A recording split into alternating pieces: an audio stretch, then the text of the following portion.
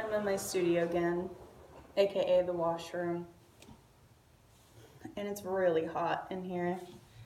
Let's get back. Okay.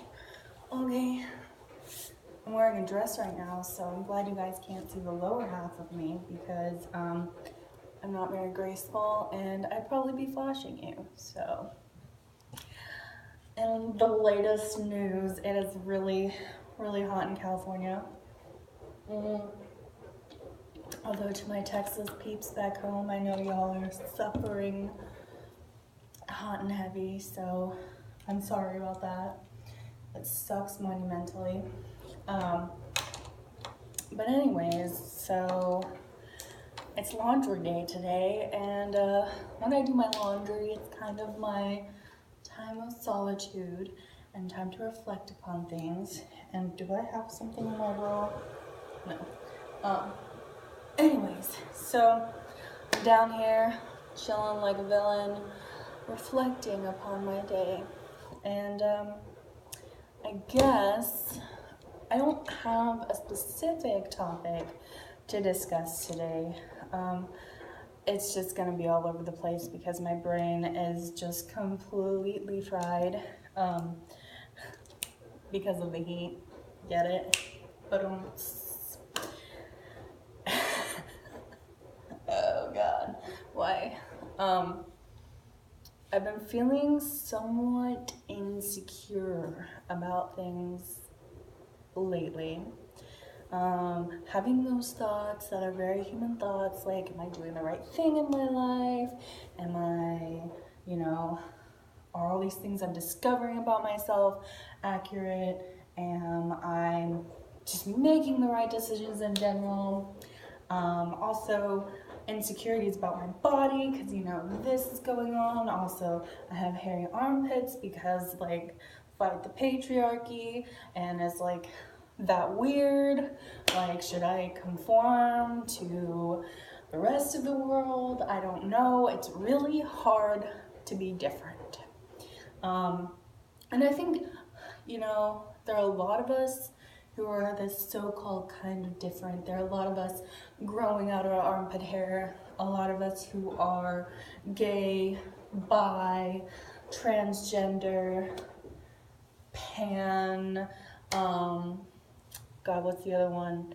When you're kind of just like a beautiful, unlabeled cookie.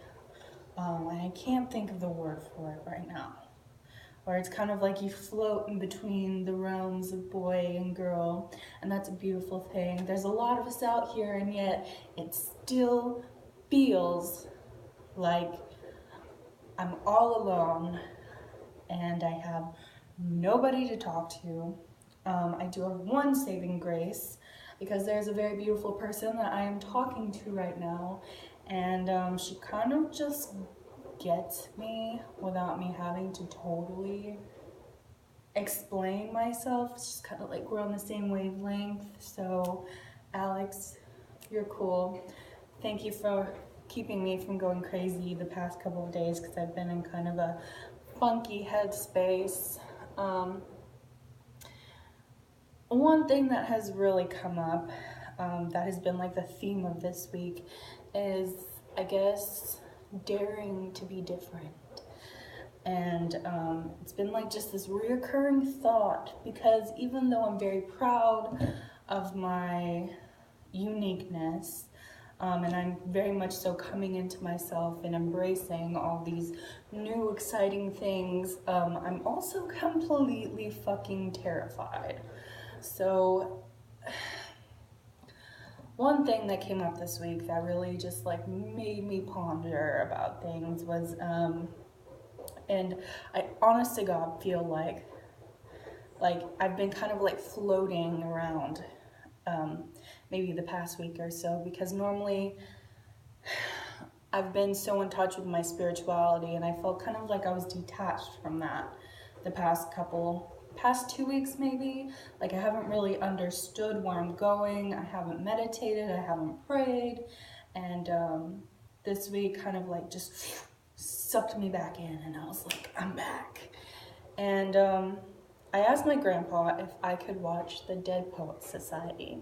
And if you guys haven't watched that movie, I very much so recommend it because it is such a beautiful film, and Robin Williams is in it, and he plays a more serious role, and it is, I would say, probably one of my favorite performances from him, and it was just absolutely amazing, and it was kind of all about breaking out of the mold, and I think one of the quotes from it is,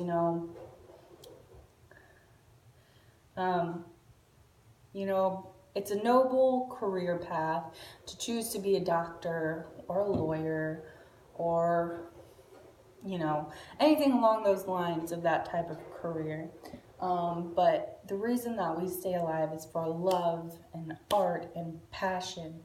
And that really, really spoke to me. And the end of the movie, stop watching because this is about to be a spoiler alert. So if you haven't seen this movie, stop watching.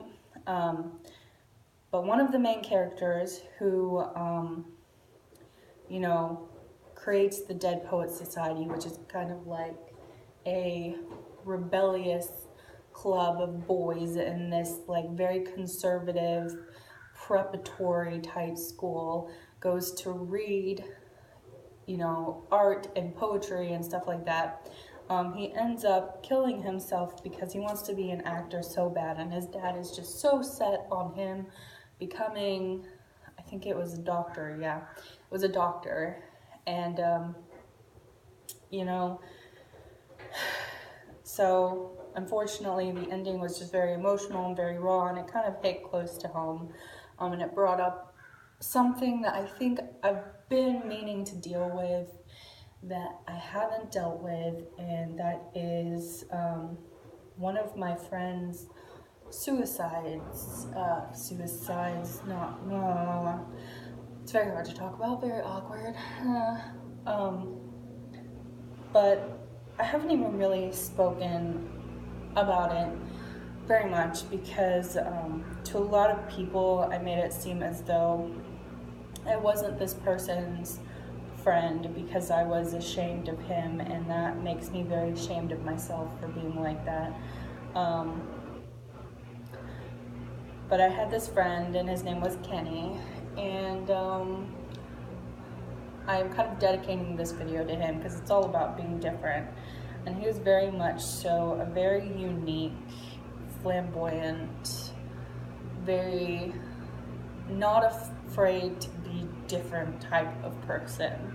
And a lot of people misunderstood him for that reason, and a lot of people used that against him to make fun of him when he kind of already had, at least from what I understood, a family who was not very open to his, to the way he was. He didn't have very many people he was able to be himself with that I knew of.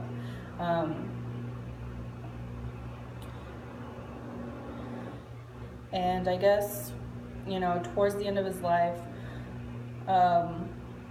me and him had started talking on the phone quite frequently, and we were actually writing a book together, and it was a gay relationship, and it was like really fun to write, and me and him would just get on the phone and talk about and exchange ideas, and it was just like, at the time I was in a relationship with my ex-fiance, and it was just going really south, and though that month or two that me and him talked on the phone and talked about these things, it just like really helped me to escape and gave me a project to focus on. And at the time too, I remember calling him one night, and I was really upset, and and I was questioning my sexuality for like the 50 millionth time, and he kind of just talked me through things and was like, whatever you are, he told me I love you no matter what. He's like, maybe you are gay, that's fine. He was like, it's okay, be you. And he was always telling me that, you know, you got to be yourself. And I don't know, it's very, just this whole week with me having the insecurities about being different, I thought of him. And I kind of had a moment the other night when I was sitting on the balcony, and it felt like he was there with me, because we ended things not on the best of terms. And so before he died, I had cut him out of my life over some stupid petty disagreement over Facebook, of all things. And you know, I think we had gotten to a point where we were pretty close, and I really should have just talked it out. But you know, he was a strong personality. I'm a pretty strong personality, and we just kind of butted heads. And I had just, there's so much stuff going on in my life that I was like, I can't deal with this right now. And so I just blocked him on Facebook, and that was the end of that. And then the next I ever heard of him was that he had committed suicide, and I've held a lot of guilt inside myself ever since then, because, you know, people will talk about him and say, you know, he was so weird and all of this and that. Meanwhile, I'm like having secret conversations on the phone with him, writing a book with him, and I would say really mean stuff about him, like, he's weird, I mean, I don't know, blah, blah, blah, you know, all that stupid bullshit, right? But the truth is, like, he was different, and I think I should have been more proud of him, because I think it takes a lot of courage to be someone like him, who is openly gay, in a Mormon family, who has very strong opinions and is intelligent. And I think just like, he was all of these things, and he just, to me, he came across as someone who wasn't afraid to be himself. And I think the world was not prepared for a mind like that. And unfortunately, it ended with him committing suicide, and it's very sad. And I think part of me really wants to use that as a motivation to continue to embrace being who I am, for Kenny and for myself, and for all the people out there who are still afraid and feeling insecure and are even more in the box than I am at the moment, and feeling just like they're suffocating because they can't be who they are. So I don't know. In conclusion, you know, I had my church service today, and one of the themes was there's something out there. One of the themes, as usual, is to, you know, be who you are, but also that we're all connected. You know, you can find pieces of yourself in everybody you meet, even the people that you don't like. And you need to put kindness out into the world and find the best in everybody. And I think that's something that's really, really, really super important, especially in today's age when, you know, it's like my church said, it's us and them, and it should all be us together. Even if we don't like somebody's opinions, it is okay for them to have their opinion. It is okay for me to have my opinion, but we need to respect each other and lend each other love and help and support. But anyways, I better go. Just remember, it is okay to be different. It's okay to be insecure sometimes.